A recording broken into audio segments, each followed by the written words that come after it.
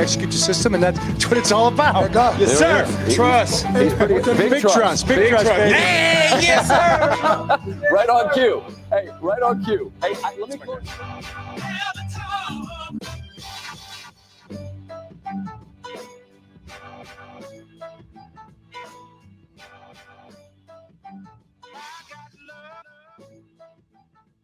We're back. It's the jumbo set. It is week 2, officially week 2 of the NFL season. Isn't that crazy to think? We're already 1 week in. Where is the time gone? How many more weeks of football do we have left? I'm already thinking of it. I'm already in that mental state. What are you going to do to take me off that ledge? Man, that's fast. I mean, I think to get you off that mental ledge, I would just say that we're now just starting what the season was like 3 years ago. We have 16 games left. So now it's a full season. That was our bonus game. That was technically a preseason game. We have one less preseason game, one more regular season game. So that was just preseason. That's all. That's a good way of putting it. It's almost like I think the NFL should just continue to expand. And I think like in 5 years, one more game, 5 years after that, one more game, and then just exponentially adding 2, 3 until there's just a game every single week. Who was it? I think Marlon said there should be like 76 games in one season, right? I think he said he would just die. I think he was just talking about it. He was like, we would just die. We'll have to check with the settlement on that, see what's going on. But yeah, we are officially back for week 2. The Baltimore Ravens, as you probably saw, and as you probably heard on the flagship podcast where we broke it all down on this very podcast feed or YouTube channel that you are currently watching or listening to this, we broke down the game, but we're back here to do some deep dives. So my name is Jake Luke, of course. I'm joined by Spencer Nathaniel Schultz. And how we doing before we get into all this? Doing well, made it through all the tape. It was a pretty tumultuous Monday night game with Aaron Rodgers just popping an Achilles before he even completed a pass or accumulated 1 yard as a New York Jet. So that was pretty insane.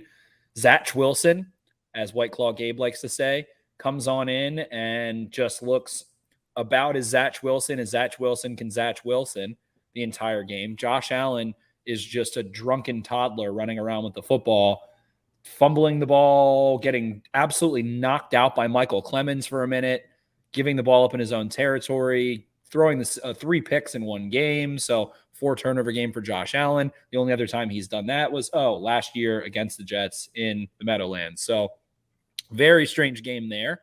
The Orioles getting bumping tonight. Got John Means on the mound. So we're recording a bit early so we can get after that. And yeah, all's well. The Ravens are 1-0. Some injuries piled up. We talked about that a good bit, but hey, man, divisional game, exciting game against the Bengals coming up. That should be pretty fun and weird.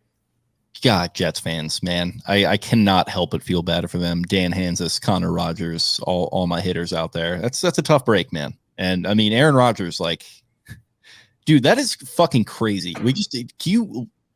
All that we just went through, and like I say we, and like as if I'm like actually going through anything, but like the past 5-6 months, whatever this is, since that all the rumors started to bubble up, really the last couple of years. I mean, it all led to this, and 4 plays in, he just crumples in a heap on the ground, and that's it. And maybe that's it for his career. I would probably bet not if we were having to make a bet right now, but man, what a weird headspace you have to be in as a New York Jet fan right now. But a lot of them are, they're doing their self-defense mechanism thing, like, oh, this is just what happens to us, that kind of thing, which I totally get. But yeah, Kevin Clancy just goes crazy, and this is why I don't care, this is why I don't let myself care. He's a little more on the egregious side of that. He's just like the worst. He's the worst fan. He's like the worst person in sports that's not even really in sports, but sometimes talks about sports. He's more of a Mets guy, so like he'll do that. He can do that with the Jets a lot easier. He's not a sports guy, but he like started Barstool Sports with Dave, kind of like joined forces very early. KFC's a weird guy, but he's a comedy guy.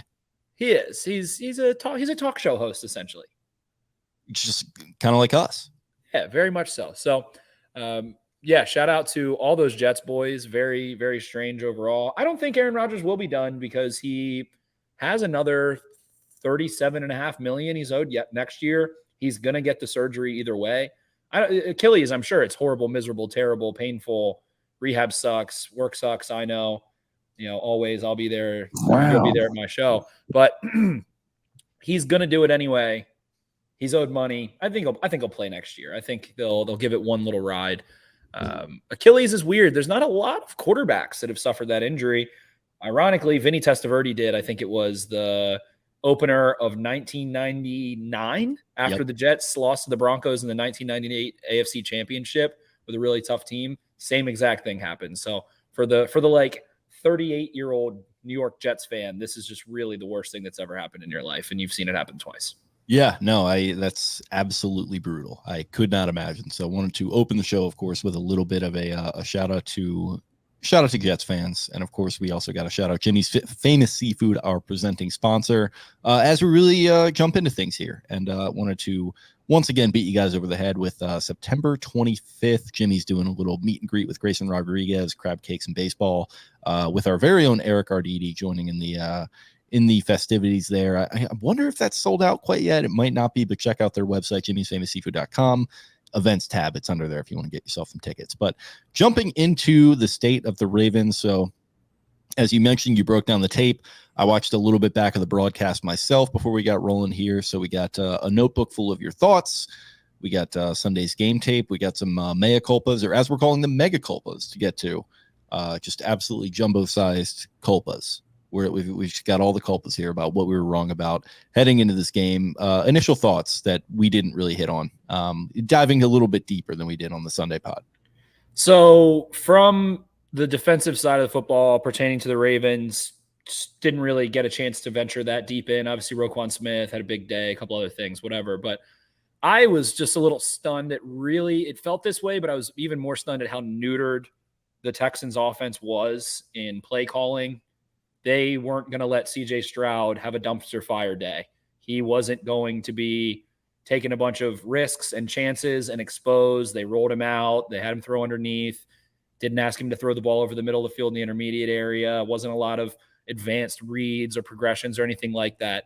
So I guess the biggest takeaway, I guess, in that sense, and maybe that we didn't cover, was that mega culpa, which I think is hysterical. Great job by you. I was like, yeah, let's do something where you do corrections, but make it jumbo size. Jake's immediately like, yeah, mega culpa. I was like, oh my God. Can I give a mea culpa on that?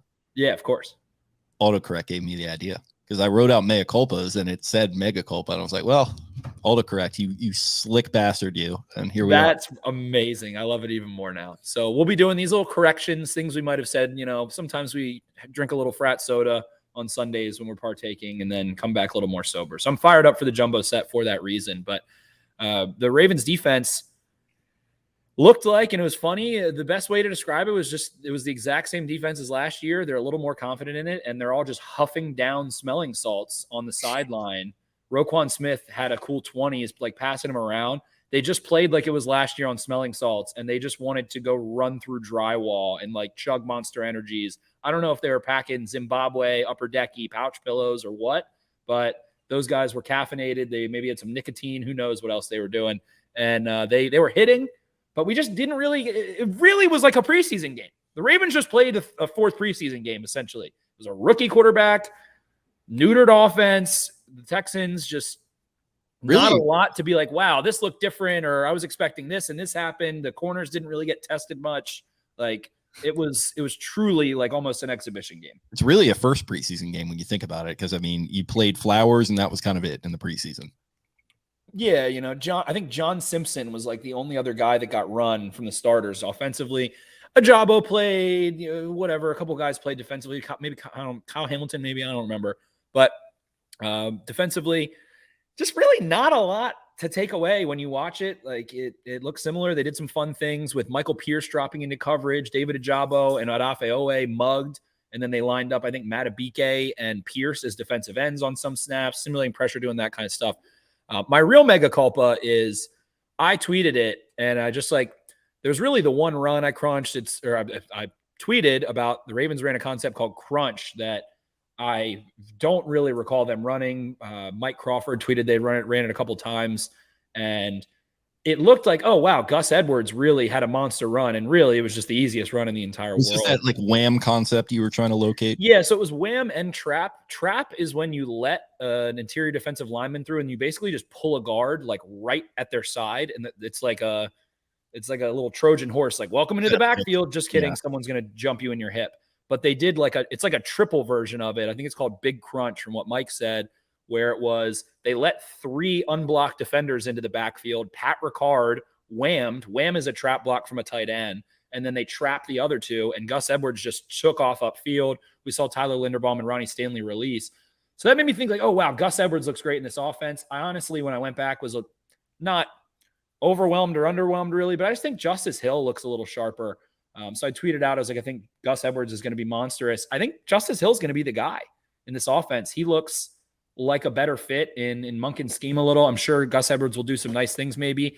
Didn't look super explosive. That was really one of my big takeaways too. I don't know if it was like the grass on the field or what, but it just, Zay Flowers looked like quick. There just wasn't really any speed in this game. I think Odafe Owe and Roquan Smith played explosively. A couple guys, but there weren't any plays in this game over 30 yards. Like I think the longest play from scrimmage was 29 yards. Dude, I think the energy was just weird. Like I was talking about the stagnant air on the recap. Like there was no wind, no breeze, nothing. It was just like this consistent, like 85-degree, humid, a little bit of rain here and there. It was just weird energy in that stadium. Yeah, it really was. And I honestly, like crowd got into it, especially when Odell Beckham had a big catch late. Crowd was fine. I thought the crowd was good. But it just wasn't like, oh my God, opening day. It's a crazy, ravenous crowd. I'll compare every opening day to that Cardinals one we went to in 2019. Like that one was like, it felt like a baseball opening day. But yeah, right. It's been tough since then. You've hit on it. Like we've had that Bills game in the rain the year. I think before that we've had other ones in the rain. It's just been kind of shitty, and this year was no exception. Definitely. It was gross. It was certainly gross. It was kind of, I'm assuming the field was gross, but just walking through there, the Ravens, and I think I even forgot that Lamar Jackson, when I was at the game, I think I forgot that he really gave away the ball 3 times. I forgot about how wild the second fumble was later in the game in their own territory, in the Ravens territory. He just dropped the football, and then Justice Hill kicks it by accident, and then the Texans get the ball in the red zone pretty much. So operationally, horrific. He had another fumble that he didn't lose either. He was like on the run. I think it was a scramble, and ball kind of just, I think somebody popped it out or something like that. It could have been avoided. He just wasn't really paying attention, and Ravens recovered it, but they were fortunate. Definitely. And I saw SportsCenter just posted and said Daniel Jones, Joe Burrow, Lamar Jackson, and Jalen Hurts have $960 million, basically $1 billion of total contracts, and accounted for 0 touchdowns this weekend. Yeah, love me some wallet watching content. Let's do as much of that as we can. Well, I mean, throw Josh Allen in there too. Throw Mahomes in there. There's, $1.5 billion, more than that. It's like almost $2 billion worth of guys that didn't really play well. So again, I think this opener around the NFL, we heard Harbaugh talk about it. Like, yeah, we'd like to maybe revisit the cadence, the term of the offseason a little bit. It looked like a lot of sloppy play. We saw the Dolphins looked sharp. We saw the Cowboys obviously pummel the Giants, couple things, but just a weird week 1. The Ravens offensive line looked like they had no idea what the snap count was, a ton on tape. That wasn't great. It felt horrible. They were confused. They were having trouble getting off the ball. They let up pressure on a 3rd and 10. They just looked like it was almost like a cartoon. Morgan Moses and Kevin Zeitler are looking at each other as 3 defenders are streaming into the backfield and the ball is snapped and Lamar Jackson gets intentional grounding. So operationally terrible. Jeff Zrebeck posted his kind of, I guess, thoughts of the week or whatever article he does. Great job, obviously. Jeff's the best. And he said it was, how much maybe were the Ravens looking to maybe keep it very vanilla against an opponent they thought they could kick the teeth into? That's something we talked about last week on this show. And maybe that was it very much. But then it was like, they couldn't snap the ball well. The handoff timing looked weird. So there definitely was a rust aspect to it as well. Odell Beckham on tape looked all right. I don't know. I think he's going to be playing like a very different game than what we're used to or what maybe really anyone thinks. I think he's going to be playing like a grown man's kind of X receiver. He pretty much exclusively lined up as the split end, the X receiver on ball. The Ravens isolated him a ton. Bateman was pretty much in the slot as the H or whatever they call it. And then Zay Flowers was playing flanker a lot. There were a lot of trips, bunches with Bateman, a tight end, and Flowers involved. Sometimes the point man was, one or the other, a little interchangeable there. But I thought it was pretty interesting that Beckham really just is the X. So his release package looked solid, like normal, but I just don't know. He slipped a lot. He fell. He looked off balance. Didn't look super like, oh, wow, Odell Beckham's really breaking guys off at the top of a route. But maybe it was a little jitters. We'll see. But receivers looked great. I think Bateman looked strong. I really liked what I saw from Bateman attacking upfield after the catch. He like decisively worked back to Lamar on a play where he came wide open, but Lamar's had no protection, which was the theme of this game. We have hit on a ton, but worked exclusively back to the ball and laid out for it and like gave up. It was like, I'm not going to try and run through the catch and turn around and zigzag and shuck and jive. It was like, no, I'm just going to make sure I catch this ball and give up. He caught another one as basically a check down, I think on a 2nd and 18, and then sprinted directly at 2 DBs as hard as he could and kind of ran them over a little and got like an extra yard or two. So that looked confident. I was happy to see that. I think the receivers looked really nice. And then, I mean, Will Anderson, what he did to Isaiah Likely and Charlie Kohler was just, it was unseemly. It was I can't even share some of the things you were saying about him in the group chat. I love me some Will Anderson. Big time. Yeah. I was saying some pretty raunchy things about my love for Will Anderson, but he owns real estate. I'm really worried about a Trey Hendrickson. I'm really worried about a TJ Watt. Really worried about Kwity Paye and DeForest Buckner and some of those guys. So it's going to be trial by fire. You're not going to have Ronnie Stanley. You're not going to have Tyler Linderbaum. Probably at least, I would guess, 2 weeks. Maybe Ronnie Stanley plays next week. We'll see. But I was just kind of surprised by like it was just so sloppy offensively. It was like strange. But then they dialed in a couple things. The slot fade to Zay Flowers down the sideline, under center comeback, play action in the second half to thwart the pass rush a little bit. It was like when they knew they had to do something, they dialed in some plays that looked a little more confident and got it going. But Pat Ricard ends up basically having to come kind of save the day for this pass protection a bit. And I don't think anybody saw that coming. And I guess my biggest maybe takeaway is that Todd Monken's going to have to do some soul searching of like, hey, they brought me in to spread things out for Lamar, like, you know, a la Josh Allen or whatever has had. But my offensive line, I flatly can say right now without Stanley Linderbaum, like they have a bottom 5 offensive line in the NFL, I would think, in terms of, you know, on paper or whatever. As any, I mean, if you lose 2 starters, yeah, I feel like a lot of 2 starters. And then, I mean, John Simpson has a huge PFF grade. That made no sense to me. Morgan Moses, too, got whooped a few times and had a penalty and I think let up a sack. Has a huge PFF grade. That made no sense. So how much can you spread the field out? Because when you do, you just put your offensive line on a little island and say, don't let up sacks. Whatever the defensive front does, you're going to have to sort it out. So I think that's going to really stunt this whole, we're going to change into the Madden, Sean McVay, whatever everybody thought of the offseason. I am not comfortable with Charlie Kohler, Isaiah Likely blocking right now. I'm Mark Andrews is banged up. We'll see. Hopefully he plays, but man, they really can't be doing 5-man pass pro stuff. You don't have a back. Justice Hill had a couple nice reps in pass pro, stepping up, picking up blitz and stuff, but still I don't trust him either. So I don't know. I think this offense is going to be pretty slow rolling to that fast paced, no huddle 11 spread that kind of we got sold on pretty quickly. So I think that's going to take a month or 2 to see. Yeah, no, I think you hit on a lot there, and it's all very, very well said. Offensive line, definitely a concern. I mean, they didn't even look that great when they were all out there at full strength. To your point, there was a lot of rust. There was a lot of just, it felt like communication was maybe tough for some reason.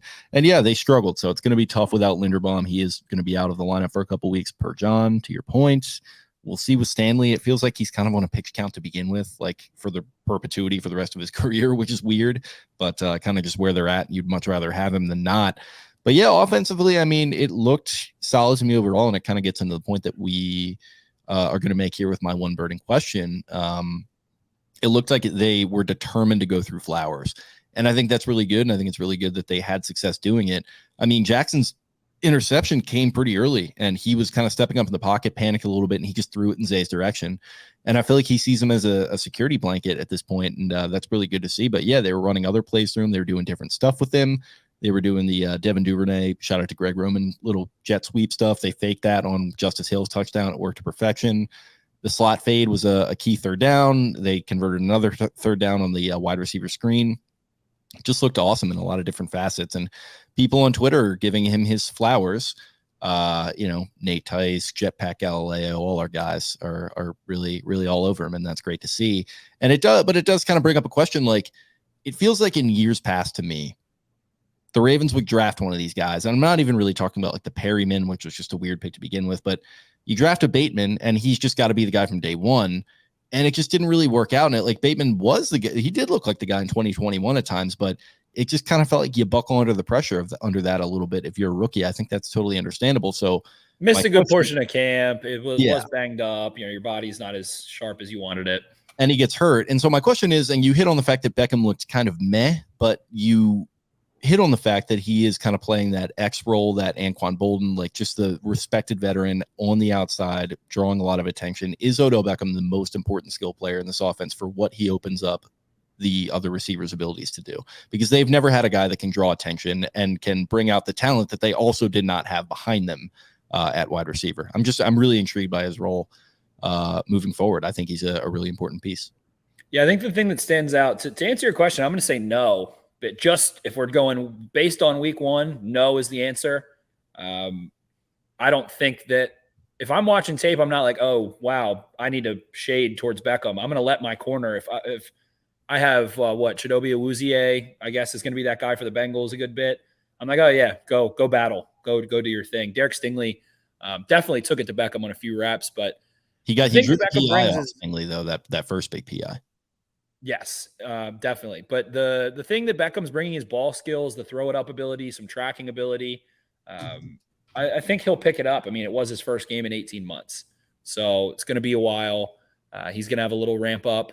Him and Lamar have never played in a game together, and it's his first game in 18 months. But hard to think that guy's not Zay Flowers if there's a most important of the receiving core. And I think saying no to that question is I'm not necessarily like I'm not totally all the way there to think that Beckham is. I think it's a compliment to Flowers to say that he's not actually, because like it gives more credit to Flowers to say, hey, he doesn't need like attention being drawn away from him necessarily. Definitely. And Flowers is able to do a lot more overall. I think he's just going to be more of a true actual like 40+ yard threat once they get there. I'm looking at the Bengals game too. And I was joking earlier. I was like, are we about to see a $500 million mid off basically? Burrow went 0 for 5 over 20 yards and 1 for, I think, 8 over 10 yards, air yards wise. When he was blitzed, he went 3 of 12 and had 1.9 yards per attempt. Neither guy completed a deep ball, which is great. Lamar technically did had like a 29 yard. That's technically a deep ball. I chart that as a deep ball over 20 yards, but I mean, didn't even really try to push anything further than that. So very peculiar place to be in. It was truly, I'm going to say for the 15th time, it was like a preseason game. It felt like such a watered down experience of what an offense wants to do at their fullest, really for the Texans especially. But in Baltimore, we saw a couple glimpses. We saw the slot fade. We saw the play action to Flowers. We saw a couple deeper shots to Odell Beckham. I guess the PI was probably longer than 30 yards, so I'll retract that part. But it was weird. It was a weird experience. Lamar didn't target the middle of the field at all. I don't know, man. It's really I haven't gotten to the Bengals tape yet. We'll talk about that more later in the week when we get to the review. But man, the offense ran through Zay Flowers. He looked the best to me by far. Looked like he doesn't care about a defender coming to go hit him. He will concentrate on the football. Drops are something I do expect because I think we will see some of those. Like I mentioned, Rashad Bateman wasn't trying to run through the catch. Flowers will a little bit. He's going to. He's electric. So very strange, very, very, very strange day for both teams. I guess the Bengals had a strange game too. So I'm just really curious how this game matches up. But right now, man, I mean, Flowers is their do it all. And he's the only guy who's been healthy on their entire – Nelson Aguilar is the only other one of their entire offense, except for maybe like Morgan Moses, Zeitler, and that I think that's it. The only guy who has been healthy for a sustained period of time is Zay Flowers, especially like Mark Andrews is hurt. Isaiah Likely had an injury. Charlie Kohler was hurt last year. J.K. Dobbins is hurt. Gus Edwards has been hurt. Justice Hill had an Achilles. Odell Beckham, obviously. Rashad Bateman's missed time. Lamar Jackson has missed time. The only guy who has just been playing football for like 2-3 years is Zay Flowers. It's crazy. They have a whole offense basically of guys that have missed time. Pretty much. And yeah, it does, like, it goes into kind of talking about what we spoke about with the full preview, where I said, look at this schedule. Like, it's going to be tough. And before all this injury nonsense, I had them starting out at 2-3. I feel like that would be pretty good at this point. And especially when you look at the way the schedule softens up. Like, that was kind of my point, is that it's difficult to open the year. 3 division games, 3 of them on the road. That's going to be brutal for anyone. And the Browns looked really good. And the Bengals, they're going to fucking tighten up their chin straps, and they're always going to want to come out and beat the Ravens. And it's their home opener. And it's, Joey Fire Fitz just got paid however much money. So it's going to be good vibes in there, I think. And they're going to have that to deal with. Steelers, who knows? I don't know. They'll probably be 9-8 again, whatever, at absolute worst. So it's going to be tough. And I mean, if you can get through this stretch with 2 wins, 3 wins, then you get Bowser back, you get Humphrey back. Hopefully Stanley's good to go. Hopefully Linderbaum is back in the lineup. Hopefully you have a positive outlook on Marcus Williams. Hopefully some of these guys behind them have stepped up well. I do think they're outfitted pretty well depth-wise in a lot of ways, though. And it's something that shout out to our guy Voss, who gets on them a little bit for being too focused on depth. I mean, I feel like this depth has saved them in certain, positions where they've had a lot of injury problems like this in the last couple of years. And I mean, at this point, it feels like they have tried everything. They got rid of Saunders. They've done things with their nutrition. They fixed the way that they've they've changed the way that they've approached preseason and training camp. They tried to do everything. They started practicing in the afternoon for the first time, I think, in my memory of the Baltimore Ravens. They changed from morning practice to afternoon because they think that it's less likely to sustain injury based on whatever. Which I always found to be interesting in Baltimore in August, but I mean, that's another conversation entirely. But yeah, it's just been it's just a storm you're going to have to weather, and I feel like you're better off weathering it early in the season. And I think they have the depth and the pedigree to get them through this stretch. And like I said, if they can get through a 2-3, you're probably going to be okay long term. If you can just right the ship, 3-2 would be solid. But let's just see what happens in this this upcoming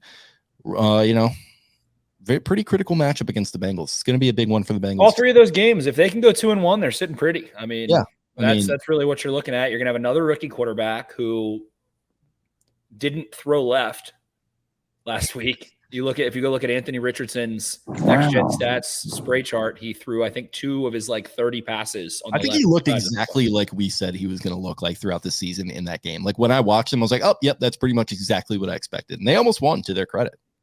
Yeah, and they have a nice pass rush. Colts are they're tough out, and then they'll get absolutely throttled in November or something. They're a weird team, but the Ravens will get another rookie. It's just a weird schedule. 2 rookie quarterbacks at home with 3 away divisional games to start the year. It is strange, and then London right after that. So and then going to London to go play a Titans team that will literally try to stab you in the jugular for 4 quarters, and you hate and they hate you, and that's the way it is. So strange opener. Man, I don't know. It's odd. It just feels odd. I think Marcus Williams is really deflating. I think we tend to overrate a lot of players in terms of the backup is going to be might as well jump off a bridge. The backup's going to be so horrible. The backup's average, below average. The starter's probably above average. I don't, sure, Ronnie Stanley could turn in the greatest performance of his life next week, but he didn't look good at all. He was missing blocks in the run game left and right. He got pushed back into the pocket a ton. He didn't have a good game. I don't think Linderbaum looked great either. Offensive line-wise, it stinks. Continuity is important. You want those guys. Marcus Williams, to me, it sucks. That is a shit injury for the 2nd straight year. Financially, it's a shit injury. Schematically, it's a shit injury. You are able to be so risky underneath because you had someone that teams don't want to test over top and have to look off. He doesn't take the bait, all of those things. Geno Stone is a fine backup, but Marcus Williams makes plays on the football nonstop, and I think is so smart on the back end. Just the way he plays the chess game with quarterbacks and isn't able to be manipulated allows you to run a lot more single high coverages, a lot more of the 4 under 3 over top stuff, cover 3, cover 1, all that kind of stuff. So I think that injury sucks. Him and Marlon Humphrey being out, T. Higgins, Jamar Chase, like you said, of course, the Bengals play like crap. Now they're going to have their home opener. And the Bengals, who do start slow, it feels like pretty much every year with Joe Burrow, they need to win this game. Like, they can't start 0-2. That's really, really, really putting you behind the 8 ball if you start 0-2 when you know the Steelers, Browns, and Ravens are in your division. They did it last year.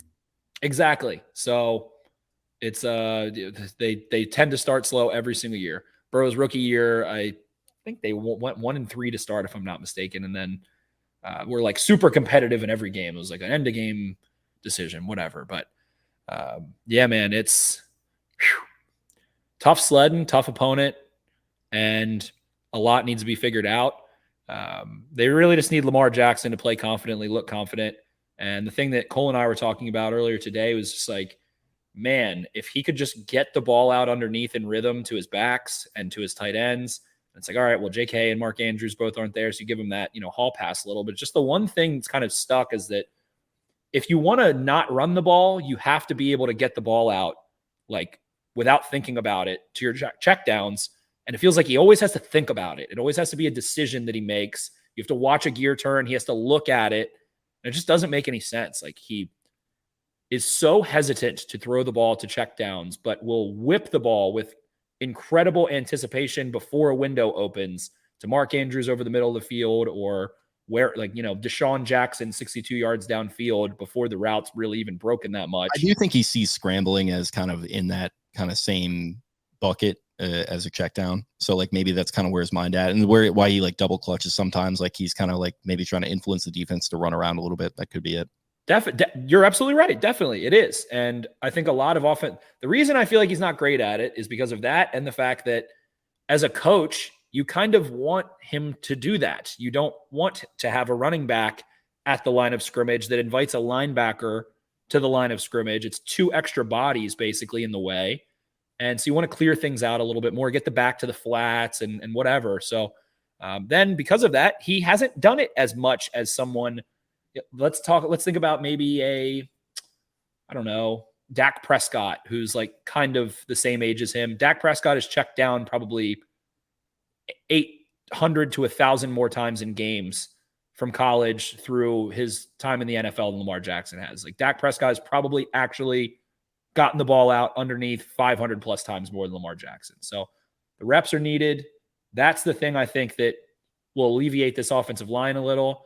The manufactured touch stuff, I don't know, against the Lou Anarumo defense, like getting the ball to Zay Flowers and stuff, I don't know. The Bengals usually rally and tackle really well. They usually scrape. They're really good at their lever stuff. So I don't know. I'm just really curious how this game plays out. I don't know. It's a divisional game. Anything can happen. So weird. But hey, they won. We just need Lamar Jackson to feel a little more comfortable, figure some things out, and they'll be good to go. And after your one burning question, did want to give a shout out to Black Eyed Susan Spice Company, one of our favorites. Just producing all the spices. They've just got all the fire spice that you need. It's just the best. And you can use Exit 52 for 10% off of your purchase. They've got a new product in Captain Clyde's Cannonball Crush. It's a little bit more on the mild side, I think, is what I've seen. Need to get some of it in my hands, but it is a shout out to the Orange Crush, and very excited to check it out. The guys are very excited for it right now. So that is blackeyedspices.com. Promo code EXIT52 for 10% off your purchase. And that was one burning question, going all the way back to the Odell Beckham thing. But yeah, we can move forward into the deep dive, brought to you by Fed Thrill. That is also going to be a 10% off first purchase with the code EXIT52 at Fed Thrill to get some sunglasses. It was not a great sunglass day on Sunday. I'll just be honest. I was looking forward to rocking my sunnies out to the tailgate, but it was just muggy and overcast, and it wasn't great. I still actually did wear them because I do like to be sunglasses guy in overcast weather sometimes. But there's still plenty of time. We're still in summer here, like I've been alluding to. So hit up Fed Thrill sunglasses, 10% off, Exit 52. You had a question for the deep dive, something you wanted to dive deep into. Is it a little difficult to really judge this defense based upon the circumstances of that week 1 game? I think it is, very much so. I don't think they've been tested at all in any way, shape, or form. The Bengals coming up are their one burning question that they've probably had when they think about the Ravens, their divisional opponent they play twice, is how do we generate explosive plays against Mike McDonald?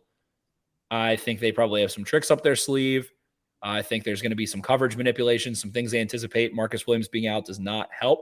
Geno Stone's, not some scrub, but I think the Bengals might have a little something for the Ravens that they've been waiting to bust out, some ways of forcing some looks, things like that. So I just don't really think you didn't get a chance in coverage to like have the Texans press you downfield. Tank Dell kind of screamed down the field a couple times, a little bit uncovered and things. And CJ Stroud just wasn't even, I don't know if it was even part of the play for him to look at him, but I don't know. It's like you got Kyle Hamilton, Geno Stone, Ronald Darby, and Brandon Stevens as your DBs as you're going to go play the Bengals in week 2. I know that if there's one thing about this Ravens team that I'm very confident in, like the most confident thing I am about this Ravens team is that their interior defensive line, their linebackers, their edges will set that line of scrimmage or die. They are beasts up front. They have a bunch of thick-bodied, angry. Their defensive linemen kind of are a little shorter, so they get leverage. They can all kind of stand up. Washington can stand up some double teams. Saw Matabike stand up to some this past week. Michael Pierce, obviously. I think Michael Pierce had a great game. Looks really quick. Looks just like he did last year before that unfortunate injury. And I think they'll set that line of scrimmage like nobody's business. Ajabo looked less green, setting the edge, biting down against split zone, crashing off the backside, things like that, reducing himself, hustled. Adafe Owe looked awesome. I think these guys are like, this defense is like, I think Roquan's really the center of it. I think Kyle Hamilton fits into this very much so too, but it's like, they are the douchebag meathead jocks that like want to stuff kids into lockers and like giggle at farts and stupid stuff. They are like the quintessential like bully football players in a movie, and they want to bash. They are the Bash Brothers. They want to smack and have fun. Like they're hitting and giggling and being weird. And I don't think Patrick Queen is that kind of guy, but I think like he can buy in. He can buy into that though real hard. Like he can be influenced into being that way very much so. So I think like he's not the main antagonist in the sports movie, but he's like his guy to the right. He just like repeats whatever the guy says, like Roquan Smith. He's just kind of like doing whatever he does. Do you think that there's like a maybe a little bit of a rivalry dynamic brewing here with them and the other frat house across Camden Yards? One's a little bit more, kind of pretty boy, long hair, hitting bombs, bong and dongs, that kind of thing. And then this is kind of a little bit more of a traditional meathead type thing. I'm a little curious about that. I think it's like the Mad Men, like I don't think about you. Okay. I think the Ravens don't even know that like exists. I Okay. think they just like Roquan Smith is just obliterating smelling salts, popping zins, and wants to go make like he wants to like hurt himself, not like injure himself, but he wants to like be like, oh, that hurt. Like they're truly meathead. Kyle Hamilton came out, had some sticks, man. Brandon Stevens laid the wood. Brandon Stevens was a missile. He gave up a pretty decent sized completion because the guy had a curl, and I think he either tried to jump it or he just tried to absolutely. He tried to like jump it, I think. Yeah, the guy just catches it and runs like 20 yards. It's like, good job there, Brandon. But then he absolutely laid the wood a couple series later, so it's fine. Yeah, he had like 3 big sticks. Him and Darby were like living around the line of scrimmage. I have not seen a cornerback performance like that since. And that's why it's so tough when Williams goes down, because it's like, all right, we'll just have Williams patrol a deep half, and that's fine. And we'll have him patrol the boundary side or the far side of the field. And then Hamilton or someone else will drop back there. They trust Roquan Smith and Patrick Queen. I mean, I don't know. I mean, because of the limitations at corner, I think they're going to have to concede a lot of space over the middle of the field, and then they just want to funnel. That's going to be the bend but don't break thing. It's like Joe Burrow is going to run play action under center, float the ball 16 yards over the linebackers' heads like 7 times. That's what I'm expecting to happen. But yeah, the defense is a bunch of jock, like meathead, like dicks. Like if you were a listener and you're like didn't play football growing up and like didn't really like the kids, like maybe you played soccer, you didn't really like the kids on the football team. Like these are the kids on the football team you didn't like. That is the personality of this defense. Sounds about right. And yeah, it is. It's hard to judge. You're right. I mean, they were That offense, I mean, Slowick, I thought actually had some nice calls. He worked the play action a little bit. He got a couple guys. Let him get in CJ Stroud moving a little bit. Yeah, he got some guys open on crossing routes over the middle and stuff. So he, it looked solid in certain ways, but they were just so limited. I mean, there was nothing they could do. And, I mean, they go for that 4th down early on, which you made the point that it was a little bit of an emotional move by Ryans there. But it's like, what else are you going to do on the road? Like, you're severely handicapped if you're in that spot. And I think the Ravens knew that and they played into it. And they just, like you said, they sat back in those 2 high shells and, 1 high sometimes with Williams, who has enough to cover. And they brought all their guys forward and they just said, not 1 single yard you're gaining on us. And, it's 2023, so they did, but ultimately 9 points speaks for itself. And my takeaway from the Texans is like their run game is going to be really, really good. And sure. Dameon Pierce is going to be good. Their offensive line can clear out. They've got tight ends that can seal a little bit. And the Ravens just were like, my God.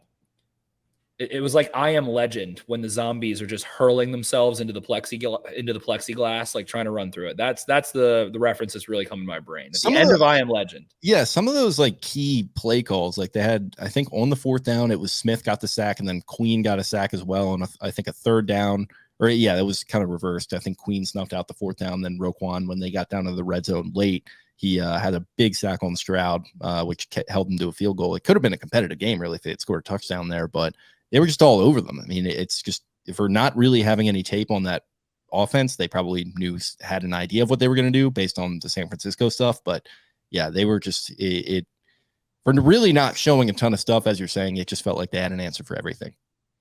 Right. And I mean, tightened up at home. That's when you look back. I think what we maybe didn't touch on last episode, the Ravens go score 18 points in the second half and let up a field goal. So boa constrictor, got a little more confident. Lamar Jackson started to move. They started to push the ball a little bit.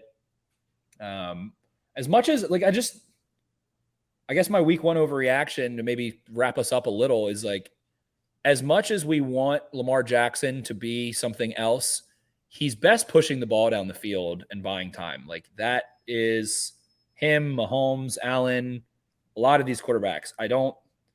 My week 1 overreaction is that like they'll get it going a little bit, but if you're really going to try to force the quick game underneath stuff, it's not where he's comfortable. You need to ease that in more and push the ball downfield. He likes to air the ball out. He always has a higher ADOT and all that stuff. So let's spread it out maybe more, but push the ball.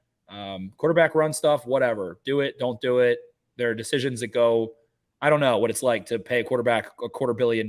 That goes into it probably as much as a play caller's input does. There might be like Steve Bisciotti down. This is how Lamar Jackson's going to be a little bit. Yeah, but Steve, and I don't think Steve would do that. I don't think that's. He wouldn't be like Dan Snyder about it, but he might be like, hey, I think organizationally, I would love to see us move in a direction where Lamar isn't putting his body on the line quite as much. Hey, if you got to do it, that's you. That's your decision. That's my input. As long as it's rational and level-headed like that, and they don't go totally in one direction, because you paid Lamar Jackson, you did not pay Matt Ryan. Right. Exactly. So, and then a lot of week 1s, that's what Lamar does too. He did it against the Browns when they blew them out. He did it against the Dolphins when they blew them out. Not trying to run a bunch, not calling his own number, they're not putting in a bunch of run stuff. I was impressed, I will say. If you can save that for late in the season and win games, absolutely do that, because that was the way that. Go ahead. But I'm just saying that was big for that. That was what they did in 2020, and then when they came out of the COVID bye or whatever, and he just absolutely went nuts with the counter bash, and they won like 6 games in a row. Like that could be the approach they're taking. Definitely coming off a PCL injury too. Like it's not like that, didn't happen 9 months ago and didn't take him a little while to get back to normal, but. In that same vein, on the other side of the foot, other shoe, whatever, I don't know what I'm saying, but he did check into a lot of runs. I think if I had to guess, like maybe half of their runs looked like it was probably a pass call, and he checked into it. If there's a way to successfully move into a second part of your career and maintain a run game, it's being Tom Brady and being a run checker, understanding numbers and fronts and things like that. And I think Lamar's always done that. I think it's more him checking into calling Gus Edwards and Justice Hill's number than his own number, but he still will call his own number. As the stakes increase, they're going to have to use that, at points. It's like you said, you paid Lamar Jackson. But checked into a bunch. Looked like a lot of it is having maybe a pass play and 2 run plays, calling the pass play, and then there's a run directionally and then a shift.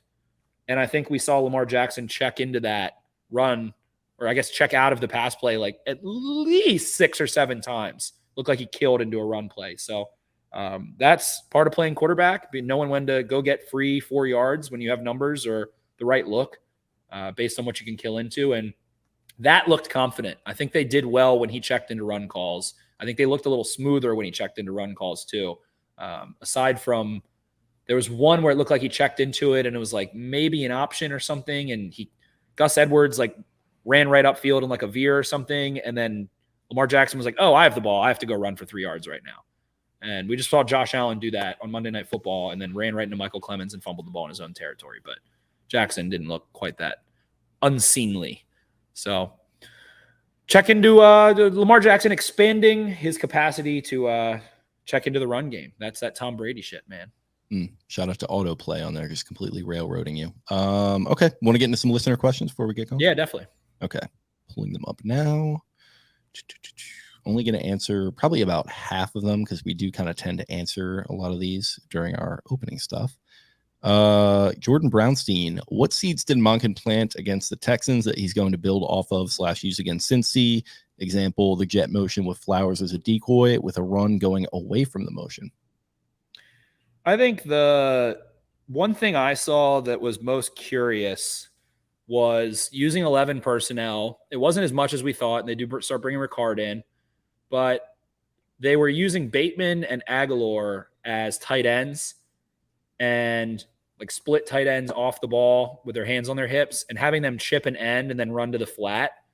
And I think there's a little trickeration coming of lining up that way, running some like Y leak.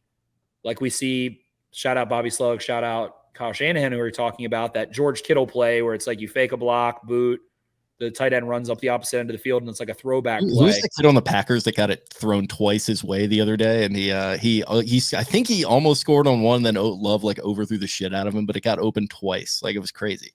I actually saw very little of that game.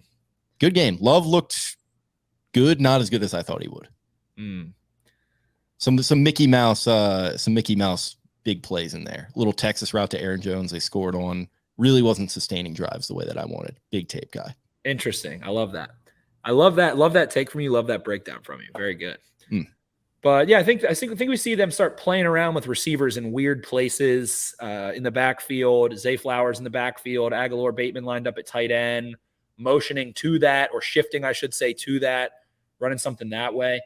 I don't know. They didn't throw the ball over the middle of the field. They like, there were some dig routes and stuff. It just wasn't like a lot of tight end option stuff, all that Roman stuff. So maybe that has more to do with Mark Andrews being out. We'll see. But didn't attack the middle of the field. Didn't do anything really fun out of putting those receivers on the line of scrimmage in the formation, and I guess in tight, I should say. But I think something's coming. They kept doing that. It was like, we're doing this for a reason and we're not calling anything interesting out of it. So there's something coming. Yeah, no, it did feel like they were kind of holding their cards close to the vest on offense too. And I mean, I do think that Andrews getting back in the mix, that's going to be a big help. I mean, Dax Hill is going to certainly have his work cut out for him. I think he might have had an interception in week 1. He looked pretty solid, but yeah, it's going to be, I'm expecting them to uncork it a little bit more. And really, like, they're going to need to. They're going to need to get the ball out quicker because no Linderbaum, potentially no Stanley. That's tough. And need to see a little bit more out of this running game too. Run the damn ball, as your hat says. Run the damn ball. I want to see Justice Hill cook a little bit. I want to see Justice Hill get some touches on. 2 touchdowns not good enough for you?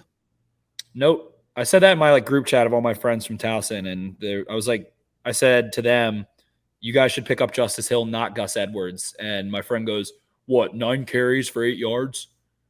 I was like, okay, man, sick. Yeah, you don't want those points. Potentially getting involved in the return game at times too. I mean, it's great value. Looney Tuna. What are the chances the Ravens extend Dobbins on a relatively low price 2-year deal or something similar? Or is it just a lost cause at this point? I feel like it would be like a 1-year deal that if Dobbins wanted to come back here, which I'm not sure that he honestly would, Maybe just a clean break would be good for him. But if that were to happen, I would think it would probably be a 1-year deal. This is like the type of situation where like the Ravens will re-sign him, and it'll be like Ravens re-sign J.K. Dobbins to a 1-year, $4.5 million deal, and everyone will be like, why the? And it's like, oh, most of it was incentives, and it was like a $1.5 million deal base salary. I think this is the kind of situation where it's like, all right, we were getting a little feisty with each other. Like, all right, just come rehab here. Okay. Let it just repeat whatever he was going to make this year in a 1-year contract and say, hey, just come back. Let's try that again. I think I think this is where the Ravens like extend the olive branch a lot and are like, we would love to keep you. If you want to do it here, we would love to have you. Stay here. You're familiar. And, if it doesn't work out, go elsewhere. I don't know what he will do, but I just feel like the Ravens would love to. Like, I do think he's going to be emotional, and I do think he's going to want to be like, okay, well, like, what's out there on the market? Where can I go and like really prove myself? But like, really, his agent is going to probably have to sit him down and say like, hey, man, you're coming off a Achilles here. You've been. I think he's going to know at this. I mean, at this point, he hasn't played football really in three seasons. But it's just like you know how it's, and it's nothing against him. I like that he's this way because it makes him competitive. But I just feel like he's gonna get in his feelings a little bit, and he's gonna like try to maybe want to test his options. But ultimately, I think he's gonna want it. He's gonna come back here. He's gonna recognize this is the best spot for him to rebuild his stock. They just can't rely on him. I mean, I'm drafting the piss out of a running back in the upcoming draft. Okay. I will after the second round because I am more of a primo position studs guy. Zeeg, tell me about Harmon. Yeah, so Ravens signed Duron Harmon. He says, I know nothing except he's 33 and almost an exclusive free safety. Yeah, just kind of like your typical like Bill Belichick, like rotational safety. Like plays a lot of special teams, solid guy, decent all around, not going to wow you. Has had some super clutch interceptions and stuff during his tenure with the Patriots. I think he got Flacco on that the 2014. He was the one who picked him off when he was targeting Torrey Smith there that lost him that game. So there's Duron Harmon for you. That great call, and he started all 16 games last year for the Raiders. Raiders defense wasn't great or anything, but he's probably the most like I would assume the reason they signed him and Darby is because they were the most like play ready, like in shape, ready to go. I'm glad they did that. I think that was a huge move because Lord forbid one of those other safeties goes down this week. They had no other option. They had to sign someone basically today. Have to bring someone in quickly. Probably are like upset that they didn't sooner in hindsight. Absolutely. Jay, do you think the zero blitz will continue to be a problem for the offense? How would you attack it? I think that's an interesting question in that like even bringing forward, I thought the Texans did a nice job, and then it did look like the Ravens offensive line and Lamar by extension got a little overwhelmed by their front at times. So thoughts on that? I think like they literally just had trouble with the snap count twice. They actually beat it on third down and threw a Zay Flowers screen, and he just shimmied right up on field up the left sideline and just converted it immediately. So I think Monken has a more competent screen game. And, that's something we've talked about for way too many hours over the years, but I think it'll be all right. There's another one where Odell tried to run a speed out and just Stingley just like sat there and then just ran the route for him. And I don't know what Odell looked really weird at a couple times, like breaking laterally and stuff. It looked really peculiar. And like he was giving indicators of where he was going way too early. I'm sure, he'll clean things up. He's a technician in many ways. So I think they'll be okay. I think they'll be in a solid spot with that stuff. Nice. Yuri, without Marcus Williams for a few weeks, how does that change the Ravens' coverages that they can run? Do you give Kyle Hamilton some run at free safety? I feel like we saw a little bit of that with him. He did do that last week. So yeah. I would think, yes, you definitely are going to see him playing deep third. Has to, man. I mean, he's Kyle. There shouldn't be a thing in the Ravens defense that Kyle Hamilton you don't feel comfortable doing, considering where you picked him and what your expectations are of him and what type of player he is, what he did at Notre Dame and has shown in his short NFL career so far. He should be able to do everything on the field. So, I think we will see him do that a little bit more. Stone is going to be back there a good bit. They asked him to do it last year. He started getting toyed with. Stone can get a little, like I said, the difference between Stone and Marcus Williams, if he's on that deep third, you go under center, start running some under center play action stuff. Stone's mouth will open and his eyes will start looking at the quarterback and they'll start manipulating him and moving him. A lot more than Marcus Williams is one of the best in the NFL at that. So I don't think I'm being mean there by saying that about Geno Stone, but I like Stone. I think Stone can play some man coverage. I think he can come up, play a little off coverage. And man, we saw him bait Tom Brady last year against the Bucs, do some fun stuff. Good tackler. Geno Stone, you have a chance to make yourself $15-20 million if you can go play really, really smart football, not have those exact things happen, not get baited, not void assignments deep. You can go make a lot of money. He's a good football player. He's talented. He has great ball skills. Somebody that I like respect in terms of like film analysis and stuff was saying he has no range. And that was just shocking for me to hear. I can't remember who it was, but saw that take. It was like, Geno Stone has no range. I don't want to see him on a field. I was like, what the hell? Might have been Denard maybe said that. But anyway, Kyle Hamilton should definitely be playing some free safety. I totally agree, especially based upon the fact that he did a lot of that at Notre Dame. Jack G. Where did it go? God darn it. Oh, Lord. Let me filibuster. I somehow lost the... Should we get used to fewer heavy sets with Todd Monken's offense, which was asked on Instagram by Joe Knows a Spot, formerly Joe Boken Ninja JC, our boy. Joe Knows a Spot? Joe Knows a Spot. Yeah, I mean, Greg Roman's going to run those higher than anybody, but probably Kyle Shanahan and Arthur Smith. So, yes, we should get used to that. Jack Gerard, which banged-up unit presents the bigger liability, offensive line or the secondary? Are you more concerned about the patchwork OL impacting the offense or the secondary being tasked with covering a star-studded wide receiver group? I kind of feel like the secondary was already a little bit of a weaker point anyway with cornerback, and we already talked about the idea of your offense is going to have to be your defense in some of these games. So losing offensive linemen, that's tough for me, especially 2 starters. Like, that's brutal. So I'm going to go offensive line. Yeah. It's a rock and a hard place comparing Linderbaum and Stanley going down versus Humphrey and Marcus Williams. Harbaugh said maybe Humphrey plays this week. We'll see. Humphrey's getting a little shout out to the Settle Man and the Punchline Pod. Humphrey himself is getting a little antsy to get out there, I think. I expect nothing less. I mean, he has the worst ADHD maybe in the NFL. So I would expect him to be very bored. Get him on some Zins. I feel like the caffeine would maybe calm him down. Don't give him a smelling salt. He might have to go to the hospital or something. I don't know. That's a tough question. I'm going to go secondary because I think Williams and Humphrey open up so much for everything else, your whole playbook, coverages you want to run, all this other kind of stuff. And now you are super neutered in a lot of what you can ask cornerbacks to do. Like, I would expect the Ravens to pretty much play like a ton of cover. I would think cover 2 is a heavy look and cover 2 variations. I don't think they want those guys turning and running, and they're going to try and force Burrow to throw over the middle of the field. That's what they've been doing, but it's more cover 4 stuff, cover 6 stuff, match man stuff. You don't want to play man coverage against Jamar Chase at all, one snap with these corners. And I expect a lot of flat duty for the corners. So I'm going to go DBs in this one. Like I said, I think the offensive line, you'd like to have it, but McCary's a vet. He knows what's going on. I think this offense probably suits McCary a lot better than it's Greg Roman's did, frankly. But Mustafa, Linderbaum, I don't know. I'm going to go secondary.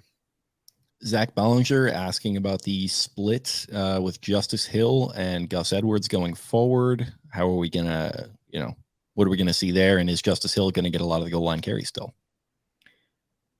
I think we will see Justice Hill get a lot of carries out of gun run. I think we'll see Gus get a lot of the pistol stuff. I think we'll see Gus get a lot of short yardage stuff. And Hill and Edwards will split carries based on that criteria in the goal to go. I think the Ravens like Melvin Gordon. They've been linked to him for years. They like that player. They love him. They have for 3 years. They've constantly been chatting with him and stuff. So don't be shocked by that one. Yep. So, yep.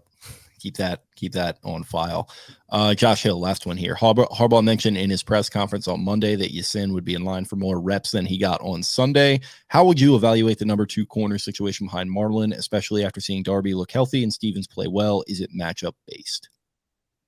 Yeah, I think it's definitely matchup based. I think you got to move Stevens like as soon as you can. I said it in the offseason. You want Stevens at safety. Like You got another question about that, funny enough. I feel like that would kind of loop in here. But yeah, I'm glad that you brought that up. I think you want Stevens ultimately at safety as soon as you can, knowing that he's going to have to bounce back and forth just because you don't have any other options. Darby is like, can't even think of it's like late career, like Dominique Foxworth. Like he's fine. Good receivers will abuse him. He is okay. Great take. Exactly. He can't run routes for guys. He's not going to be like, he can run in a straight line. He can tackle. He can play football. He's just not going to be like technically beating the crap out of guys 25 yards downfield and able to stay in hip pockets and transition with good route runners that can drop their weight.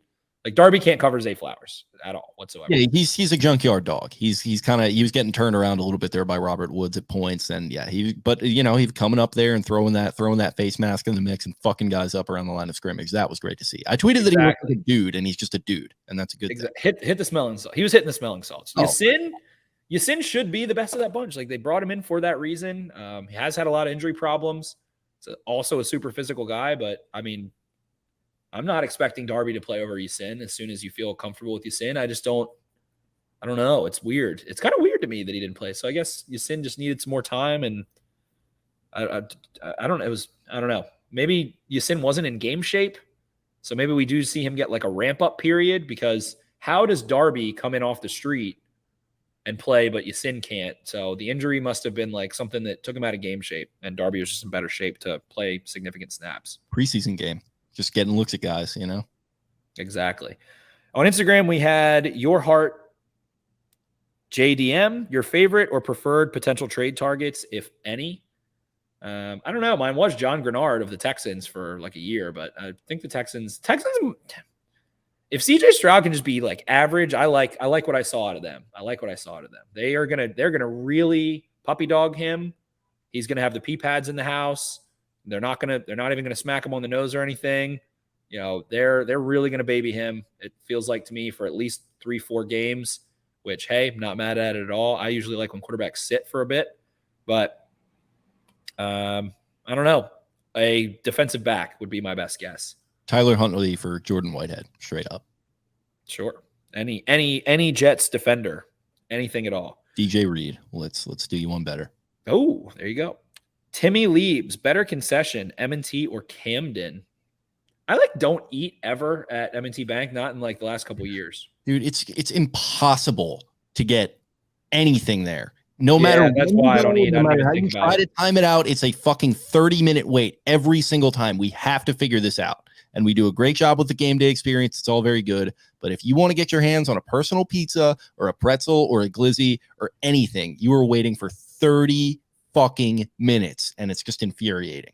My best guess would just be that they don't have the workers that they need, because it's like such a limited time job as opposed to Camden. Like when you get up there, I'm not putting it on these people because you see them, they're trying. They're no. We're not blaming the employees on game day. We're blaming whoever is organizing this as a whole. I don't know if they have the stock right, or I don't know if they have the infrastructure to cook all their stock at once, because they're always we're just waiting on it. And it's like, yeah, I get it. It's just brutal, but we got to figure something out. We're mad at the C-suite people that are not having this smooth running operation. Yeah, this is Steve.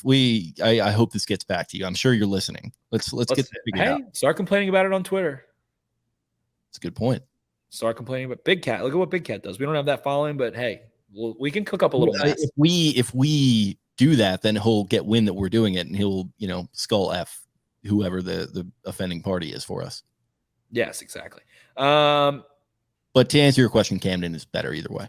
Final question. How does Jake feel about Odell and Marlon potentially playing together against the Browns in a few weeks? I saw this one. I feel good about it. I feel like this could be a potential, the part in the movie where the two rivals get together and they find out they have more in common than they do different. Yeah. Yes. So that's something to track. Yeah. I like that. We're waiting on Marlon to get us going here. We'll get a I really hope Marlon plays this week just so we could get the victory plane. or maybe he doesn't, so we know what the heck he's doing when they're traveling. Very true. Hurt. Yeah.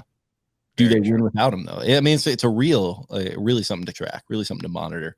Strike one, John Means. Woo. Okay, is that all we got for today?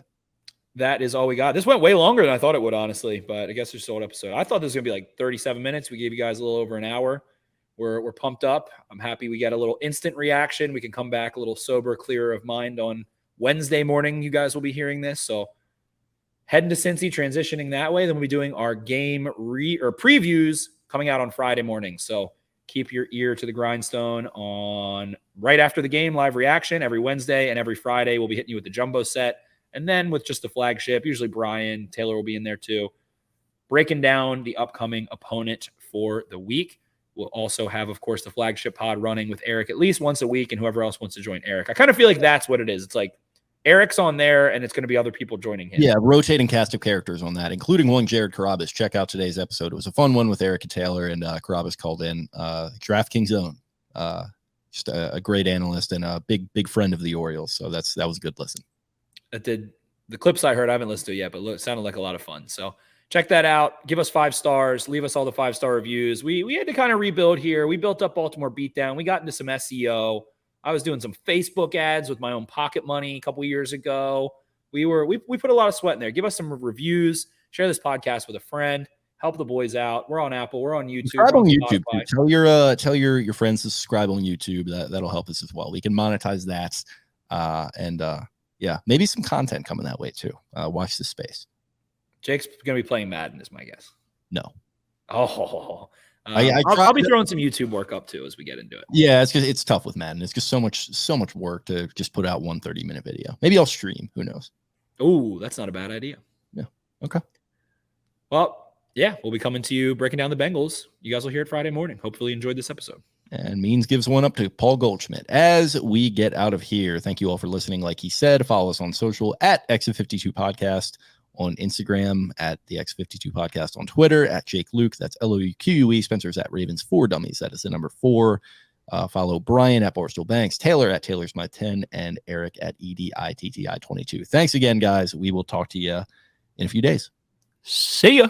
Arrivederci.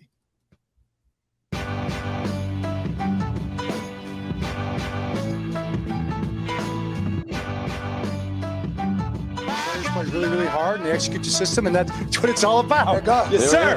Trust. Big trust. Big trust. Hey, yes, sir. Right on cue. Hey, let me close.